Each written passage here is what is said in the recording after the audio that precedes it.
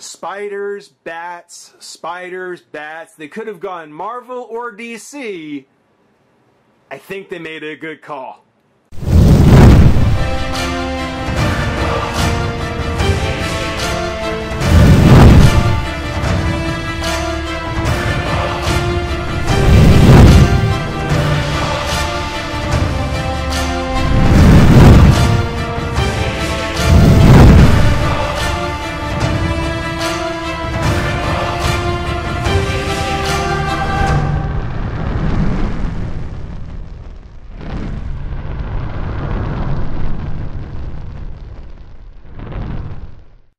Hey, hey, friends and revolutionaries!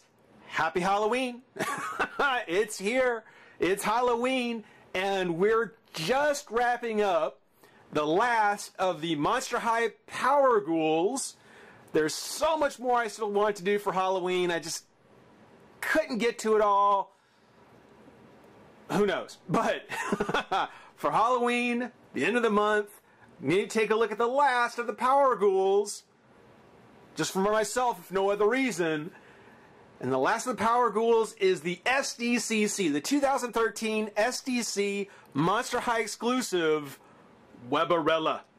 Weberella, or as she's probably going to be better known to Monster High fans, Weberella Spider. And we'll see her here in a moment, but before we do, take a look at the packaging she comes in.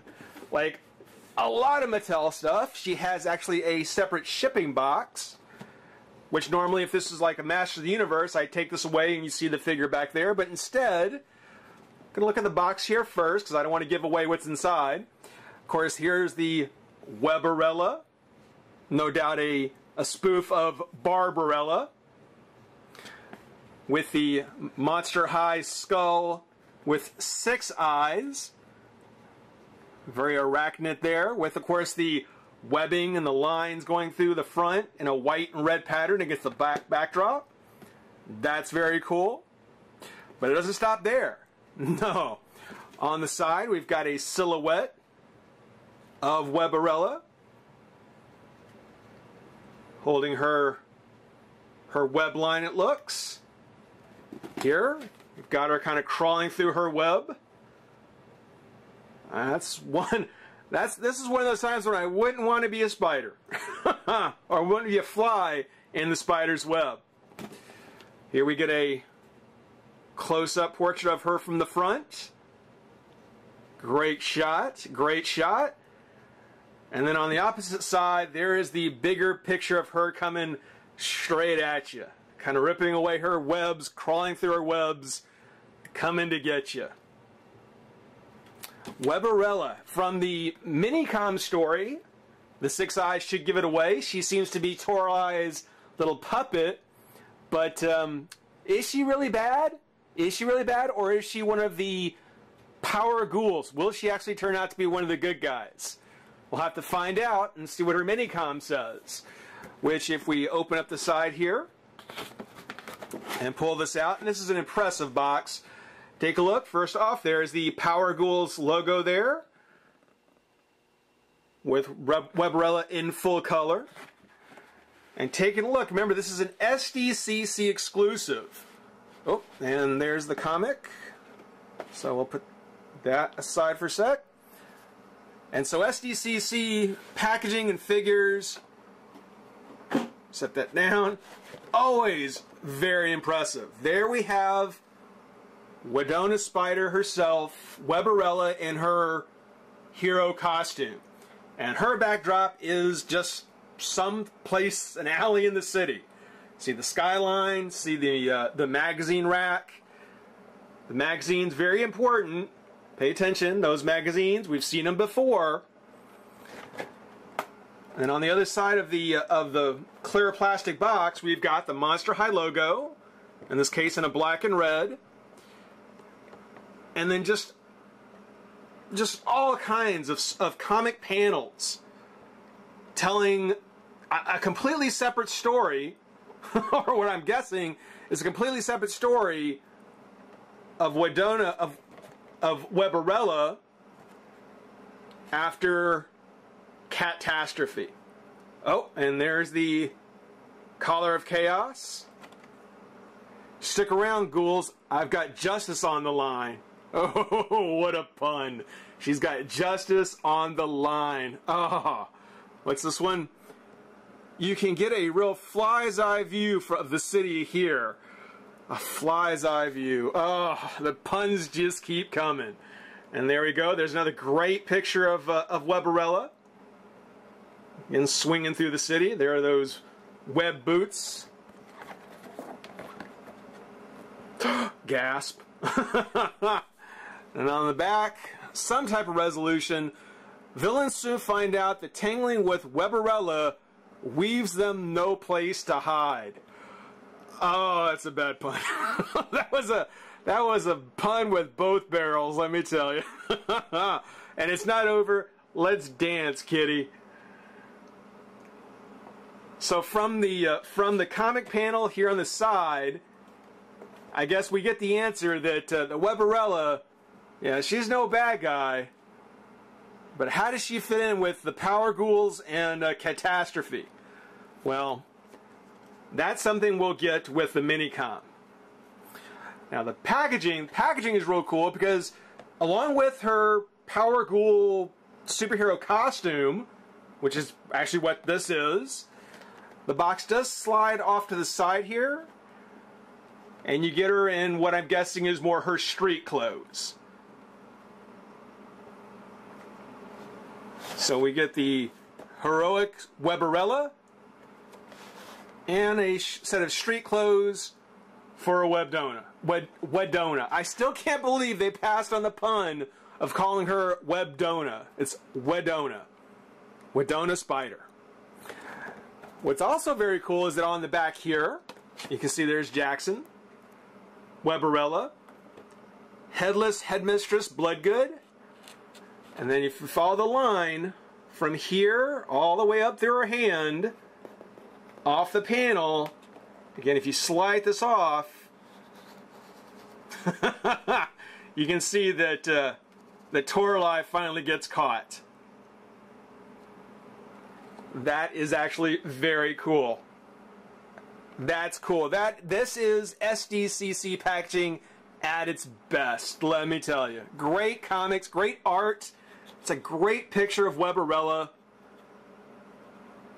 I would really love to see this translated into a comic for a lot of reasons. There's a lot of possibilities from the Monster High Power Ghouls series.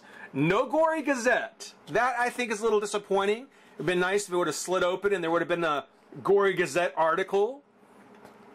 Nothing like that. Nothing like the other Power Ghouls. Just the write-up. There's a new face of justice keeping an eye, or 8, out for supervillains in the city. Her name is Weberella, and this hunting heroic multitasker is starting to make an unlife sticky for bad guys. Can an invitation to join the Power Ghouls soon be caught up in her web? Not sure. We'll find out. We will find out. But that is her in her packaging.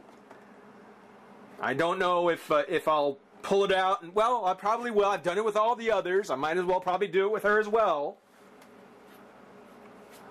But that's an impressive look at the Weberella packaging. The SDCC packaging. I'd expect nothing less from the SDCC. Let's go ahead, pop her out of the pack, have some fun. Be right back. Alright, just real quick, because I'm already taking longer than I expected. Just real quick, here she is, Wedona or Weberella on her card.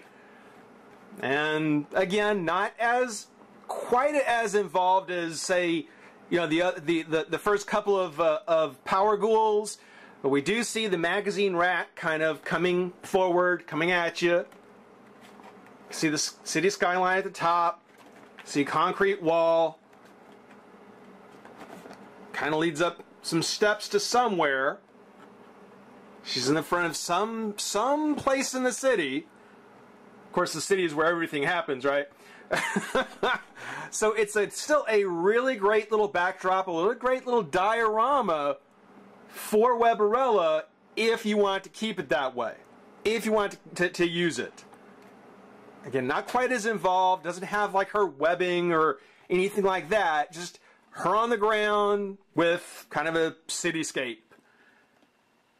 I guess if you like backgrounds, if you like backdrops, you could probably put anyone back there. But I've done it for all the others, and, well, just wanted to make sure she got a chance. You got a chance to take a look at for her too. Let's go ahead and pop her off the card and have some fun. Again, be right back. All right, we've got Weberella / Wedona out of the pack. And I gotta say, Mattel really knows how to do their SDCC stuff. They really do. I mean, Swamp Thing, Weberella, to just go down and be able to pick up some of these really impressive exclusives, it's gotta be worth it. I'm so glad Maddie puts these on their website for sale. For those who don't get to go, for those of us who have to, you know, buy them elsewhere, because this is great. This is so cool. Right now on Amazon, I think she's running about $150. But, and I will admit, that's expensive for a figure. That is very expensive. But now to get her opening out of the pack, I'm not sure that actually really could be worth it. She is really impressive. First off, taking a look, I mean, when you first see her in the pack and see that she's molded out of this black plastic, you know, I was kind of afraid that it would be just kind of boring. That it would just have this black plastic Monster High sculpt and that would be it. But there's not. It's not. There's actually a lot of very unique things about her. Her face, first off. I mean, yeah, at first glance, it really does look like a standard kind of Monster High face. With the big eyes and the lips and the little nose. Yeah, very Monster High kind of face. But when you look at her forehead, where her additional spider eyes are, they're not just like little bumps that were added on separately. You can kind of see where there's almost like an eyelid almost. I mean, you could almost imagine those are extra sets of eyes. Just like on a real spider. And there's the sculpting around the eyes that goes around to the side of the head. That's just a brilliant extra touch. It looks really, really good. I would have liked her eyes to have been a little darker red. Actually, I would have liked the eyes to be completely red, kind of like the rest of them here. Instead, they give them very human-like eyes. If they had been completely red like the rest, kind of very, very full eyes, like a real spider might be, but in red, that would be creepy. That would be creepy, but very cool. It'd be creepy cool. So that in that case, I mean, I like the way her face looks. I like the paint that they've put on it. Beautifully done. The silver underneath, around the eyes, I guess, whatever that is, that looks good. You can see she's got her fangs. Yeah, so completely new sculpt on the head. Really, really nice. Really love it. Her earrings, she's got the spider theme on her earrings, which is cool. The hair, no problems with the hair. It's a little flattened out. It's a little flattened out. You can see there's some curls that are supposed to be in it, but it's a little flattened out. Probably like most Monster High hair probably is. You know, it's kind of flat when it comes out of the box. But still very full, still very thick. I mean, these are the people who do Barbie. Again, they know how to do toy hair. Looking at her outfit, she's got kind of the web pattern top. And kind of this metallic red, well, it's a silvery, well, it's a light silver underneath with a red web pattern on top. And that actually, I think, is meant to carry down into her boots, because you can see on the heel, again, she's got kind of that metallic heel on there too. Now the boots have the web pattern. As a matter of fact, even have little spiders kind of in the middle there. So she's got kind of these steel spider boots. They're just a gray plastic, soft gray plastic. It would have been cool if it could have been made out of the same thing as her earrings, but then I don't think it would have been as flexible to be able to change out, because she does come with a whole second costume. So you know, sacrifices that are made still looks good. Still kind of carries the theme up at the top as far as the silver and red on her chest, down into the legs. The skirt, well, the skirt is just a flat red. There is no, you know, glitter or a metallic on the skirt. That's a little disappointing, you know, being that it's just a flat color. You know, they could have spiffed it up and used that same kind of glittery red they did here for the skirt. Same thing with the belt. It's just a white belt. It's got her spider buckle on it. It's got the spider web theme running over the belt. And it's done in a white, which I don't quite understand. I would much rather have them use the same kind of silver here. So the silver and red would have been an ongoing theme. The white looks a little out of place. But, I mean, that's a minor style complaint. That's a minor choice that they made. I mean, really? She looks awesome. She looks just fantastic. There, I said it. You knew I was going to say it sooner or later. She's got her web line, her web rope actually, kind of Wonder Woman-ish, and has a little clip here that holds it in place, so you can actually take this off if you wanted to, and then roll it back up and click it back on her belt.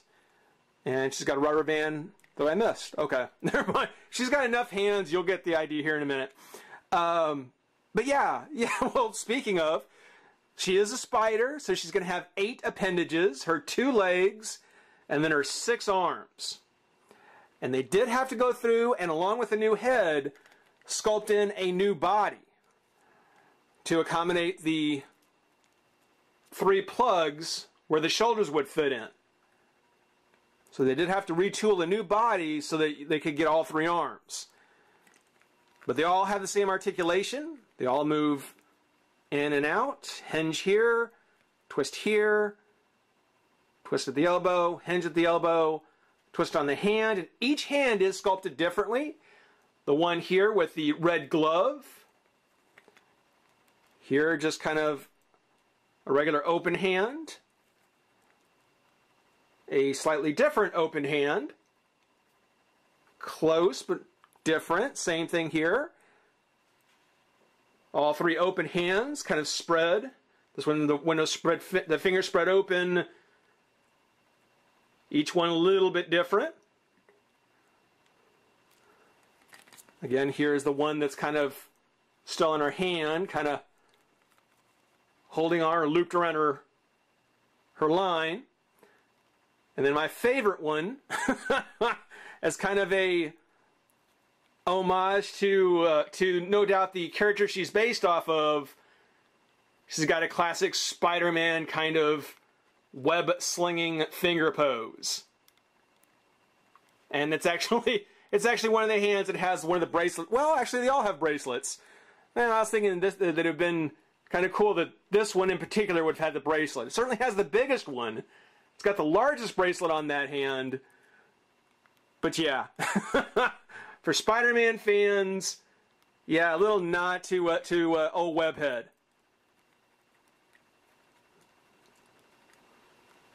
Very, very cool.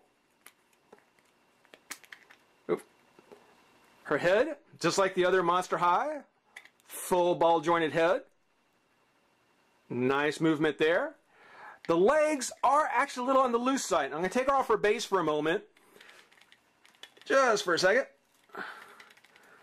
The base, set her down. The base is actually kind of this interesting combination of the 2 different ones that they've had so far. It's got the clip, it's a clip, and it's got the Monster High spider web kind of theme to it. These are the ones that I prefer, but the rod and the clip are in the acrylic. So it's kind of clear, kind of like the cradle was. The rod is in a clearer plastic, and it's got the black base. Interesting combination of the 2. Interesting way to kind of meet in the middle. But her legs, yeah, I'm glad she has it, because her legs are a little on the loose side. I mean, I seriously doubt she would stand on her own without the base. Just too loose. But they do come up, off to the side, twist, Oop, twist, bend, and then nothing at the foot. So standard Monster High articulation. So we'll go ahead and put her back on that base.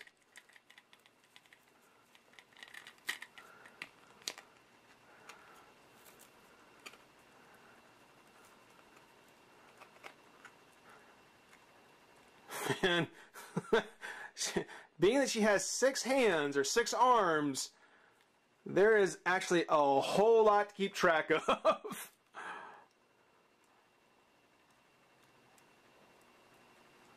One hanging to the side, another hand up there like so.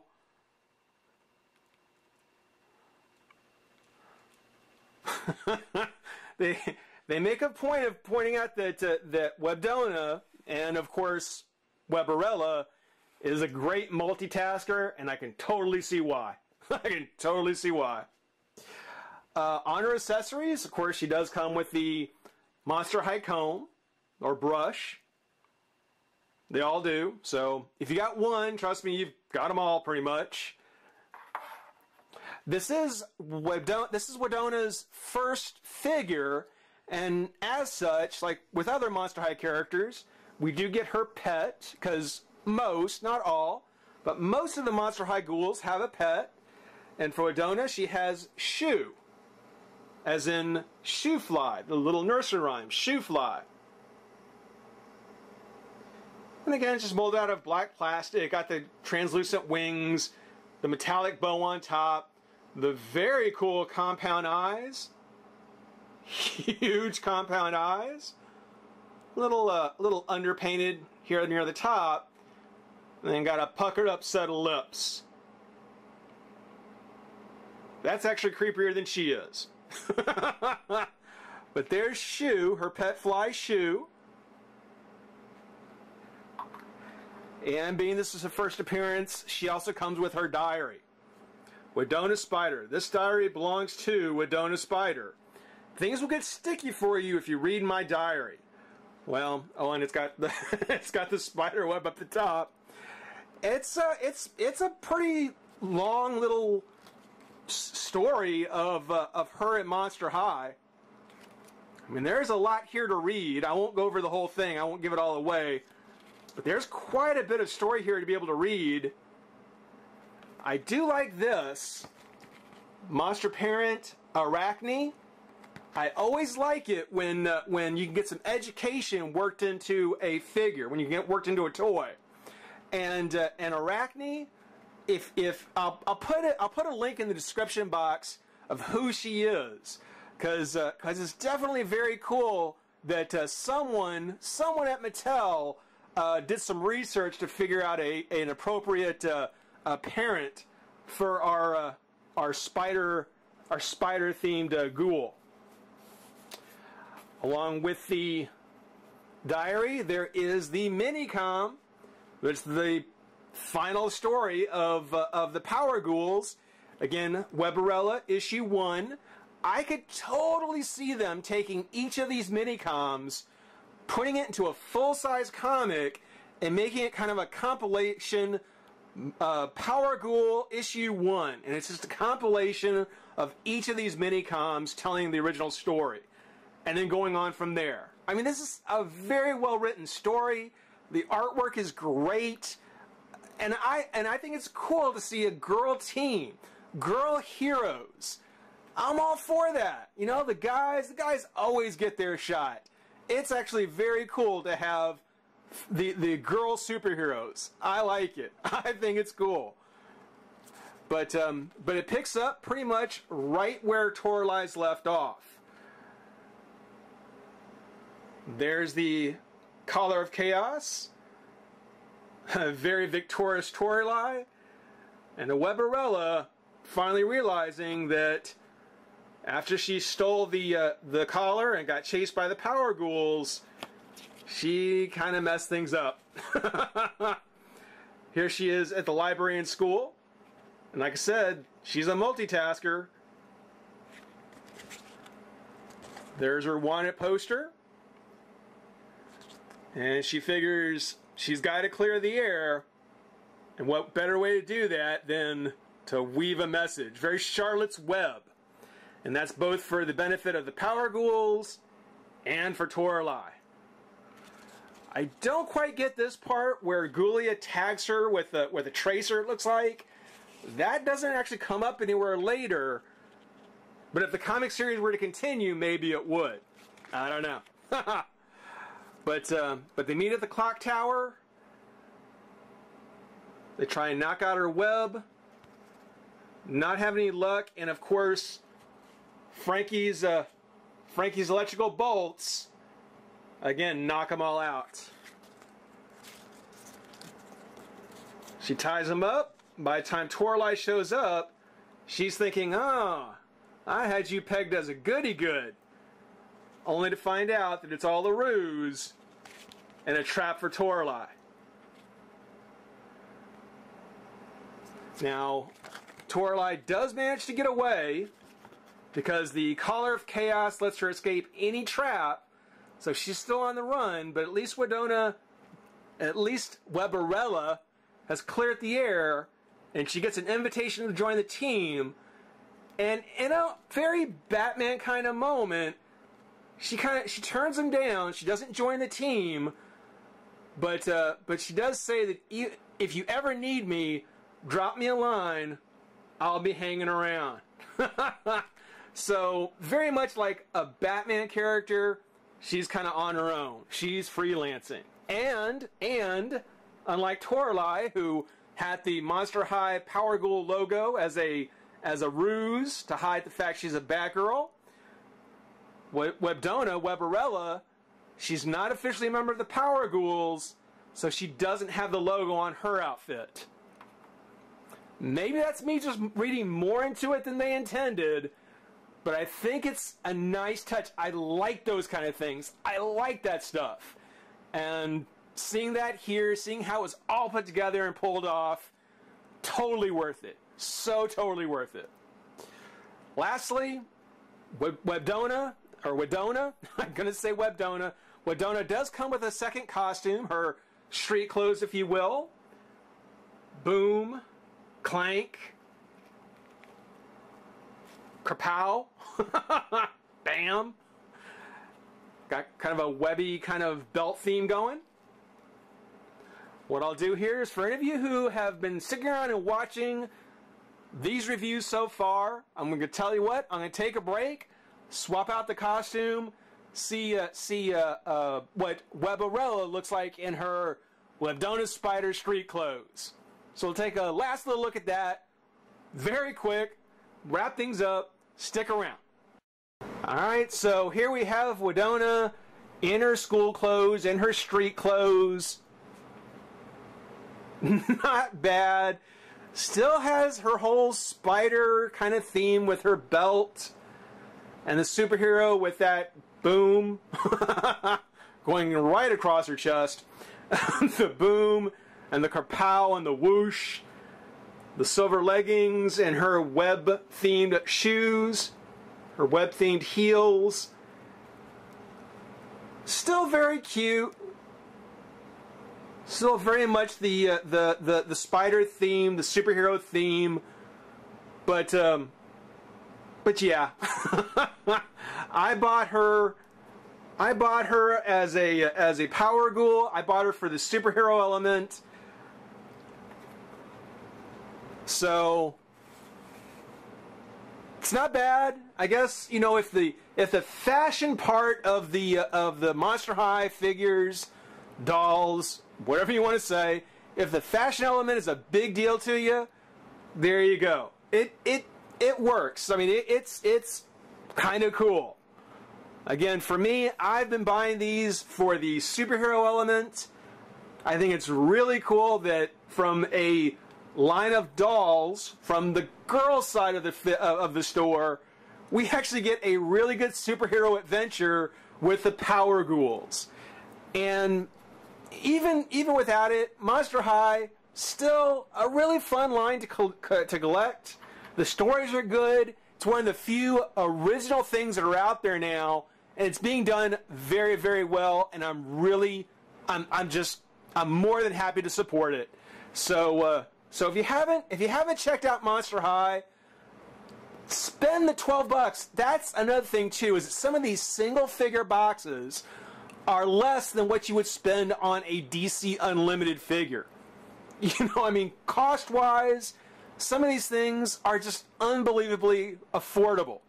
So I would say if you haven't tried it, maybe go online, maybe watch a few of the episodes, see if you can kind of dig any of the characters that are out there, and then maybe pick one or two of them up, because you may be surprised how action figure and less like a doll you'll start to see these. Admittedly, when they come with an extra set of clothes, yeah, it kind of kicks the reality a little bit back in, but the superhero part is cool.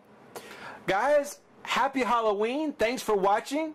Rate, comment, subscribe, join the revolution. We'll see you soon. Bye-bye.